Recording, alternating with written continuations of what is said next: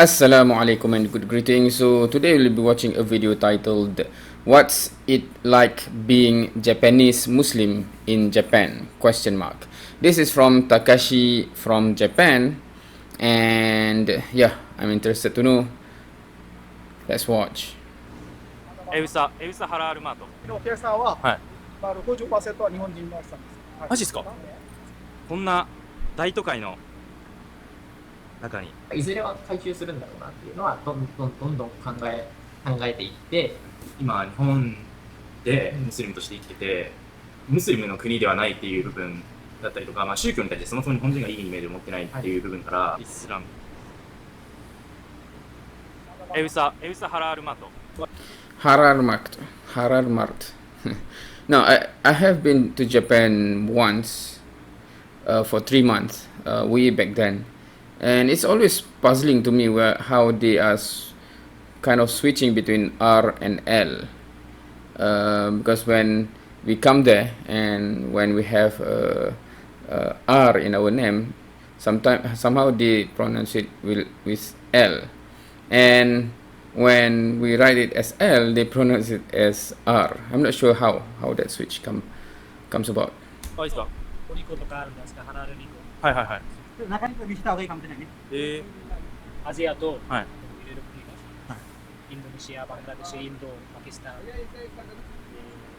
はい、世界中でハラル食材を、はい、もう流行ってます。流行ってます。のお客さんは、はい、60% は日本人のお客さんです。はい、マジっすか。60% is Japanese people. Now, I'm not sure which part of Japan is this. I've been in, I think, for the 3 months in Tokushima. I went to Tokyo just for, just for visit and holiday, but most of the time we were in Tokushima. It's a small town, and we cannot find any, halal shop like this. I'm not sure whether it has changed a lot throughout the years until now, because of course number of population of Muslim worldwide is growing. So be it from migration or the local people becoming Muslim. So it comes with the territory, I guess, that hence shops that is specified towards halal product would grow in number.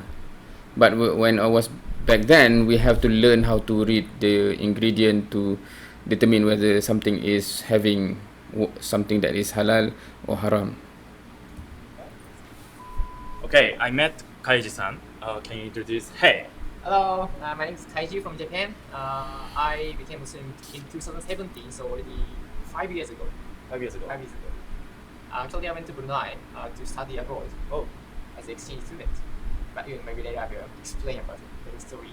Today, you're gonna introduce me about Muslim culture in Japan, in Tokyo, and so this is in Tokyo. So I guess normally in most big cities, the demographic of Muslim population tend to be higher compared to the rest of the country in a non-Muslim country.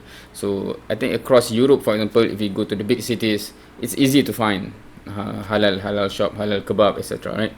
So I assume the same can be said about I don't know, Tokyo, or I don't know, Seoul maybe, etc. Right? But when you go outside of the big cities, that is where it can be more challenging. we are now mosque here.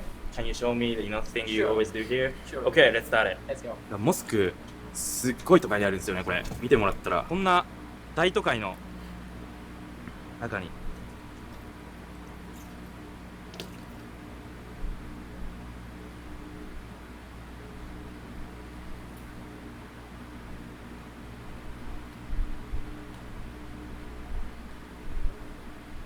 この案は全部アラビア語で書かれています。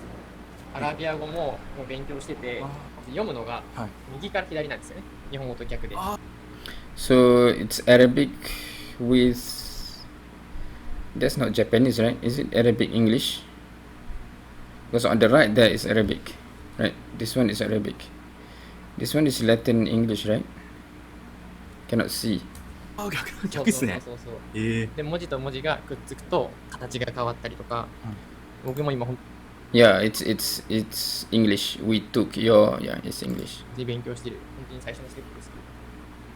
一連の見せてもらった後で、カイジさんのバックグラウンドとかについていろいろ聞きたいんですけど、まず、まあ多分見てる人みんな思うと思うんですけど、どうしてムスリムになったのかっていう。なるほど。はい。結構これは、まあ、聞かれる質問なんですけれども、私自身、まあ、出身も、生まれも育ちも、まあ、日本のですけれども、大学に入るまで海外に行ったこともなかったんですよね。あ、そうなんですか。全く。なんでもちろんイスラムの命も知らないような。Yeah, I guess I'm not sure now, but when I was in Japan, they have many people around us have never even heard about Islam. So when my sisters were, of course, they were wearing hijab, you know, small kids, small young girls, right? When we are walking, etc. I remember I bring my little sisters to the store, and of course we have language barrier. I cannot speak Japanese. One of my younger sister can a bit, and basically so sometimes they ask us with sign language, and they do the cross symbol, right? Meaning that when they look at the hijab, the first assumption that comes to their mind is Christian. Right? Are you Christian? They ask, and my sister said, is it Chikao or something? I don't remember the language, and so no it's not, right? Muslim, but they have never heard of that at that time back then, right? So that's a long time ago, where you know I'm assuming you know more people at least have heard about Islam, regardless of the perception about Islam. 人でした。で、ただ、2015年、私が大学3年生の頃に、ブルネイっていう国に留学する、まあ、機会があったんですね。ブルネイっていう国は 70% ぐらいがムスリムの国でした。ちょうど2015年っていうと、その中東の方でね、日本人のジャーナリストが殺されてしまったりとか、時代だありましたね。なので、やっぱりちょっとネガティブなイメージっていうのは、やっぱり少なからず持ってたわけですよね。まあ、日本で見る情報って、まあ、それしかない。そうですね。やっぱり日本人からすると、イスラム教がメディアに出るときってネガティブなことじゃないですか。例えばイスラムが例えば過激派が、なんかイスラム国とかそういうネガティブなニュースでしかイスラム教を見たことがない。はい。まあ、全部。Yeah, that's it's not difficult to see that how that can come about, because you don't know anything about Islam, and that horrible story flash in the news, and the only thing that you know about them, or other than which religion they come from, is their religion. Hence that association tend to being built up, even though it's not intentional. ネガティブなニュースに関連つながられちゃいますよね。ただ私がブルネイに行った時に、そのイメージっていうのが180度変わって、今までメディアでしか見なかったイスラム教、ムスリムの姿っていうのを、しっかり留学っていう形で一緒に生活したり、時間を過ごすわけですよ。そうすると彼らの信仰しているものであったりとか、考え方とか行動っていうのが、やっぱり少しずつ理解できるようになって、それを勉強していくうちに、惹かれていったというか、素晴らしい生き方だなというところで、実際に私も2017年にイスラム教に改宗しようと思って、改宗をしたというのが経緯なるほど。Interesting. Yeah, this is not the first time I think being, coming to this region, right? Southeast Asia, Malaysia, Indonesia, Brunei, have led someone to become a Muslim. I think previously we have had some videos about some Korean guy that come to this region and eventually become Muslim as well. So it is interesting that being exposed to a new environment, to the people, can actually lead you to become a Muslim. 最初にブルネイに留学するきっかけって何なんですかね。僕聞いたことなかったんで、ブルネイに留学ですよね。それをブルネイに行こうと思ってたわけではなくて、東南アジアっていうのがもともと好きだったんですよね。実はカンボジアに教育の支援でボランティアに行ったりとかっていうのもしてた、東南アジアって国がいいなっていうことで、その時まで英語が全然喋れなかったので、英語が通じるところ、または英語が勉強できるところがいたところで、フィリピンか、ブルネイ。ブルネイはもともとイギリスの植民地なんですよね。そうなんですね。来日するがいるので。なので、その英語のシステムとかっていうのが、すごい整備されてて、そういう観点から、フィリピンかブルネイ。フィリピンっていうのはある程度想像できる国じゃないですか。でブルネイって初めて聞くし、謎めいた国だなって思って、イスラムと関係なくですね、行ってみたい、行ってみようかなっていうぐらいの温度感でした。なるほど。どれくらい行かれたんですか、最初は。It is interesting. Still, what kind of program is there? でも、ブルネイの留学自体は半年、ワンセミスターですね。なるほど。半年で、日本に帰ってくるじゃないですか。どのタイミングで自分はムスリムになろうっていう決断をしましたか？そうですね。ブルネイから日本に戻って、で、私大学生だったので、大学にも留学生がいるんですよね。ブルネイ人だったり、インドネシア人だったり、マレーシア人だったり。でそういう方々にいろいろ話を聞いてきて、あれってどうなの、これってどうなの話を聞いたり、どこのモスクですね、に来て、スリランカの方からイスラムってこうだよっていうのを教えてもらったりっていうのを1年半ぐらいですかね、続けて、で、やっぱり勉強していくと、その考えって抜けないんですよね、なかなか。なんで、いずれは回収するんだろうなっていうのは、どんどん考えていって、でそこで、実際に回収したというような感じです。So that is interesting because the period in Brunei is very short actually, right? I thought he was there for a long time and there is where he became Muslim, but it's just actually a trigger point or a starting point which leads to being exposed to it and then coming back to Japan, and then perhaps that makes it easier to mingle with the Muslim from other countries that is in Japan. なるほど。多くの留学生はやっぱり、例えばアメリカに留学してアメリカから戻ってきたら日本に、やっぱり日常に戻るじゃないですか。それがカイさんはなかったんです。日常に戻るというよりかはやっぱりブルネイだったりとかそのイスラムとの関係を自らつなげていようとしたということです。そうですね。逆に言うと日常の中でその考えをハイブリッドでやるにはどうしたらいいのかなっていうのをずっと考えてました。じゃあやっぱりその半年間がとても強烈だったんですね。そうですね。いい意味で。そうですね。That's the only thing that I can catch. はい、人生が本当に文字通り変わったって感じです。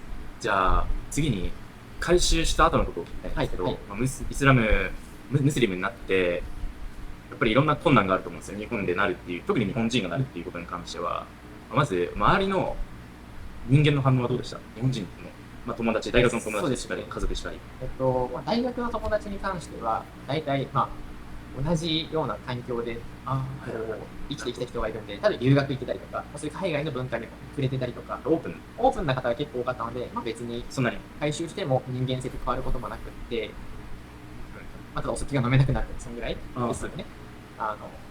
でした。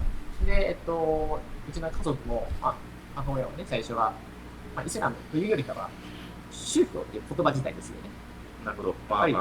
イメージどうですか？やっぱり宗教って悪い意味の例えとして使われることが多いですよね、日本って。例えば何か悪い商売してたら宗教っぽいみたいな。Yeah, I think if I'm not mistaken, that is because there's a big tragedy in Japan some time back, where the factor that people see on that tragedy is religion, right? Hence, all religion is being seen as something that suspicious, etc.